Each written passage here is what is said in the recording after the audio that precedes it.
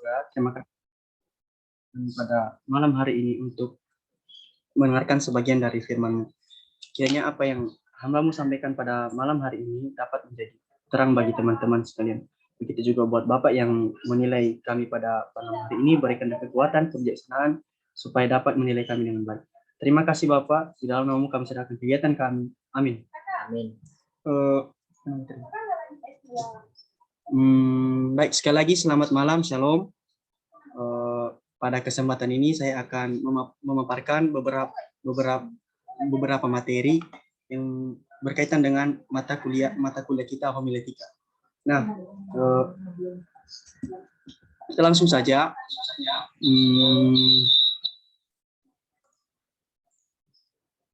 Baik, kita akan membahas tentang bagian Mazmur pasal 90 ayatnya yang pertama sampai 12. Namun saya akan cuma membahas bagian Mazmur 90 ayat 12. Nah, sebelum kita membacakannya, sebelum kita memecahkan atau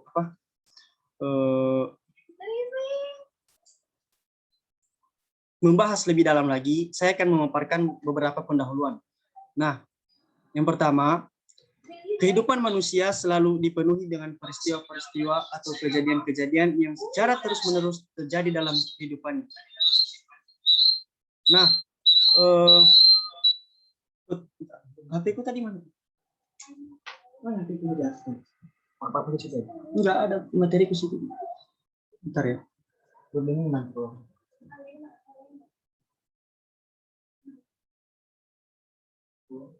Oke, saya ulangi. Kehidupan manusia selalu dipenuhi dengan peristiwa-peristiwa atau kejadian-kejadian yang secara terus-menerus terjadi dalam kehidupannya. Nah, peristiwa-peristiwa dan pengalaman tersebut akan berlangsung selama manusia itu masih hidup.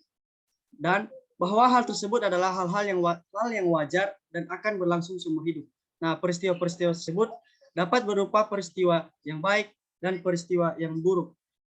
Nah, hal ini mungkin penyebab munculnya kalimat atau sebuah slogan "Life is never flat". Nah, slogan ini sering dipakai di berbagai iklan, contohnya iklan Citato.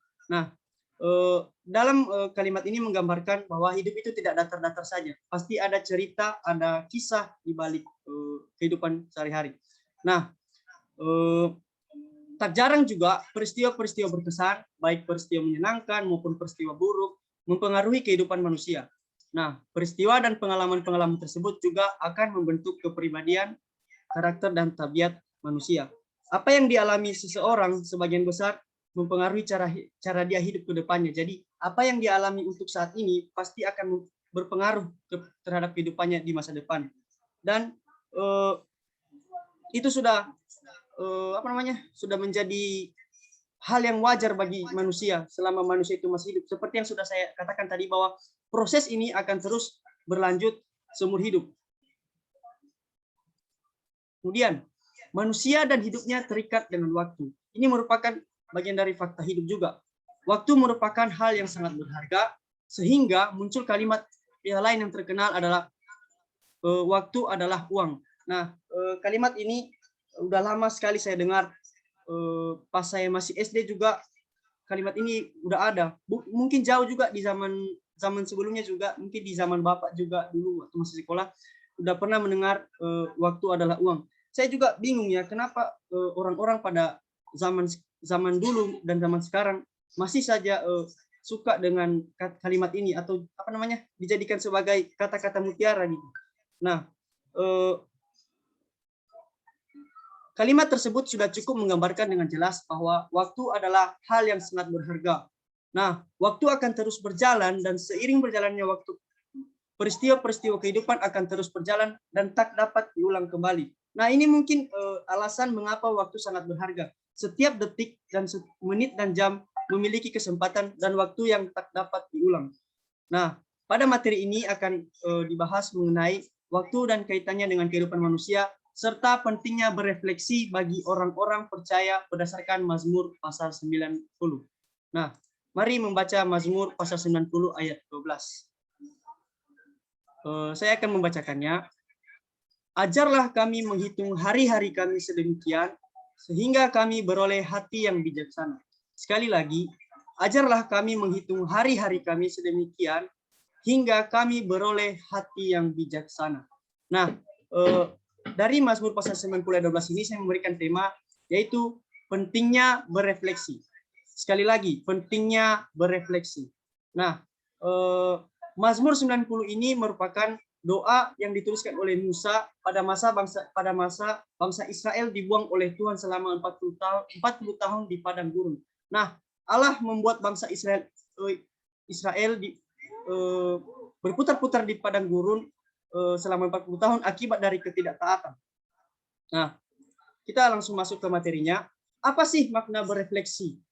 Bagaimana sih itu yang dinamakan refleksi? Terus apa yang menjadi tujuan dari refleksi? Nah, berefleksi berasal dari kata refleksi. Nah, kalau kita cek di Kamus Besar Bahasa Indonesia, maka Kamus Besar Bahasa Indonesia akan memberikan pengertian sebagai berikut. Refleksi adalah gerakan pantulan di luar kemauan, cermin, atau gambaran. Sedangkan dalam bahasa Inggris merupakan reflection yang memiliki arti bayangan, pemantulan, atau refleksi. Nah, pernahkah Bapak, Ibu, atau saudara-saudari bercermin? Nah, bayangan yang dipantulkan oleh cermin tentu saja sama persis dengan objek yang dipantulkan. Ini merupakan sifat cermin datar. Nah, mungkin Bapak, Ibu, saudara-saudari pernah belajar di sekolah dulu sifat-sifat cermin datar, yaitu salah satunya memantulkan objek. Nah, dalam ilmu pengetahuan alam, cermin, khususnya cermin datar, memiliki sifat memantulkan objek. Nah, bayangan yang dipantulkan memiliki bentuk serta ukuran yang sama persis dengan objek asli. Nah, ketika Bapak Ibu bercermin di depan cermin, maka otomatis apa yang dipantulkan atau apa yang direfleksikan oleh cermin adalah diri Bapak sendiri. Apa yang dipantulkan cermin pasti sama dengan objek aslinya, baik dalam ukuran dan bentuk. Nah, bagaimana manusia itu berefleksi?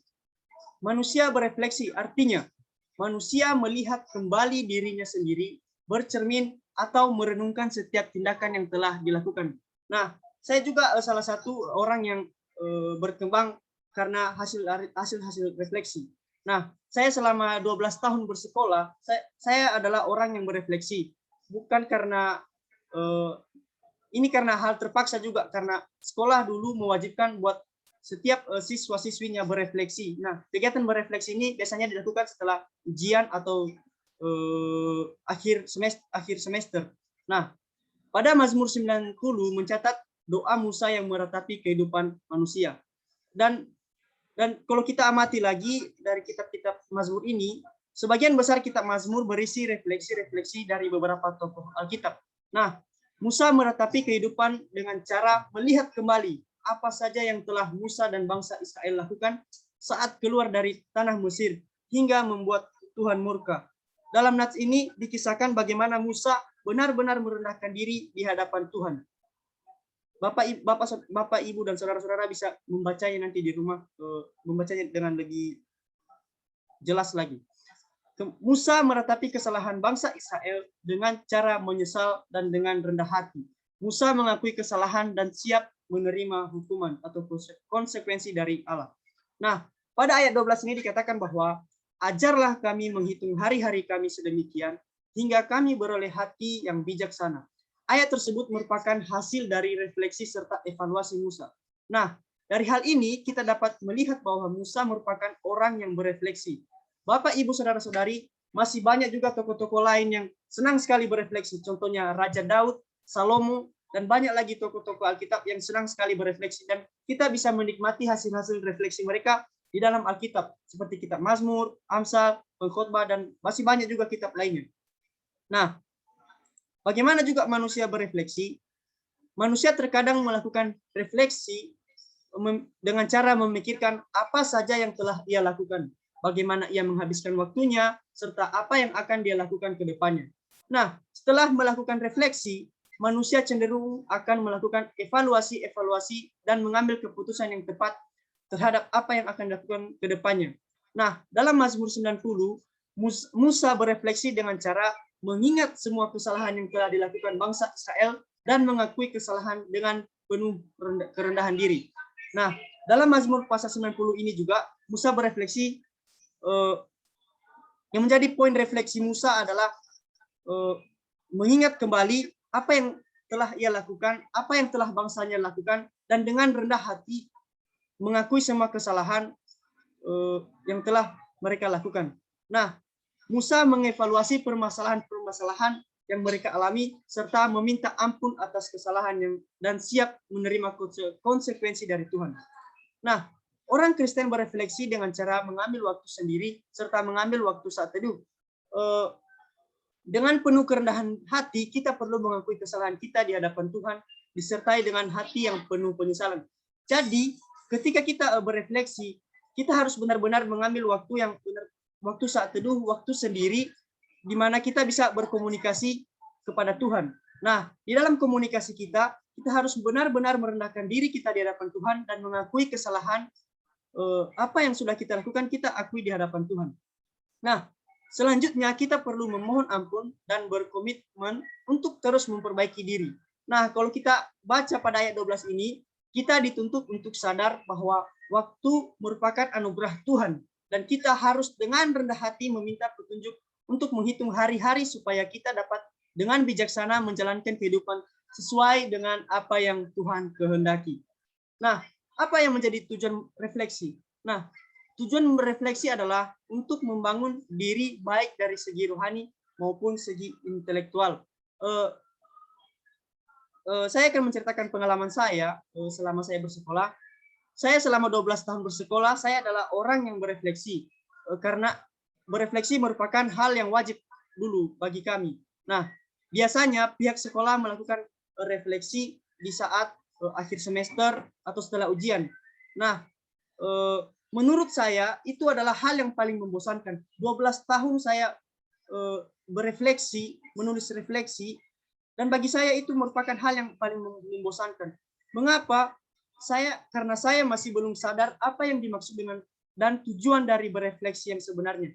Dan ternyata setelah saya pikir-pikirkan sekarang, sebagian besar apa yang saya alami pada saat ini merupakan hasil dari refleksi-refleksi saya sebelumnya. Nah, saya sadar kemampuan yang saya dalam bidang intelektual dan rohani meningkat akibat dari refleksi-refleksi tersebut. Nah, refleksinya sangat simpel, yakni beberapa pertanyaan-pertanyaan pendek. Contohnya, apa yang sudah kamu pelajari pada hari ini, materi apa yang sudah kamu pelajari, dan apa kaitannya dengan perspektif Kristen. Nah, pertanyaan-pertanyaan seperti itu memang terkesan sangat, gimana ya, kurang apa namanya, terlihat sederhana, tetapi ketika kita sadar dan tahu betapa pentingnya itu berefleksi, maka kita akan benar-benar menikmati yang namanya refleksi. Nah, manusia perlu berefleksi atau berkaca dari apa saja yang telah dia lakukan. Apakah sudah sesuai dengan apa yang Tuhan kehendaki. Dengan cara berefleksi, manusia dapat memperbaiki dirinya dan memikirkan apa saja yang dapat dilakukan ke depannya. Jadi ketika kita berefleksi, kita mengevaluasi diri kita, apa yang sudah kita lakukan pada hari ini, dan bagaimana kalau misalnya ada kesalahan yang kita lakukan pada hari ini, kita dapat memperbaikinya ke depannya. Nah, manusia juga perlu belajar dari kesalahan-kesalahan yang sudah dilakukan sebelumnya. Masa lalu juga dapat dijadikan acuan untuk lebih maju lagi. Nah, Bapak, Ibu, Saudara-saudari, tingkat kedewasaan juga mempengaruhi hasil refleksi seseorang. Nah, semakin bagus tingkat kedewasaan atau semakin matang tingkat kedewasaan, maka semakin baik juga hasil dari refleksinya. Begitu juga sebaliknya. Nah, kita sampai pada poin kesimpulan. Berefleksi merupakan tindakan yang nyata atau langkah konkret untuk menjalani hidup dengan bijak. Melalui berefleksi, kita dapat hidup bijak sesuai dengan apa yang ditulis pada Mazmur 90 ayat 12. Nah, berefleksi juga merupakan tindakan mengevaluasi diri. Nah, berefleksi bertujuan untuk mempersiapkan diri ke depannya. Keempat, tingkat kedewasaan juga mempengaruhi hasil dari refleksi. Nah, ini menjadi poin kelima atau kesimpulan yang kelima. Refleksi Kristen adalah kegiatan membandingkan diri. Apakah kegiatan yang sudah kita lakukan apakah sudah berkenan di hadapan Tuhan. Nah, yang menjadi pertanyaan buat kita pada malam hari ini adalah, sudahkah kita berefleksi? Nah, Demikian firman Tuhan yang bisa saya sampaikan pada malam hari ini. Mari kita berdoa. Bapa kami di surga, terima kasih Tuhan, kami sudah selesai mendengarkan firman-Mu. Hamba sadar ada begitu banyak sekali kelemahan yang hamba miliki ketika hamba menyampaikan firman-Mu. Tapi kiranya Engkau mengampuni kami Tuhan. Kiranya apa yang hamba sampaikan Tuhan dapat menjadi berkat buat teman-teman dan buat teman-teman di rumah Tuhan. Terima kasih Bapak. Kegiatan selanjutnya kami serahkan ke dalam tangan-Mu. Di dalam nama Tuhan Yesus kami sudah berdoa dan mengucap syukur. Amin.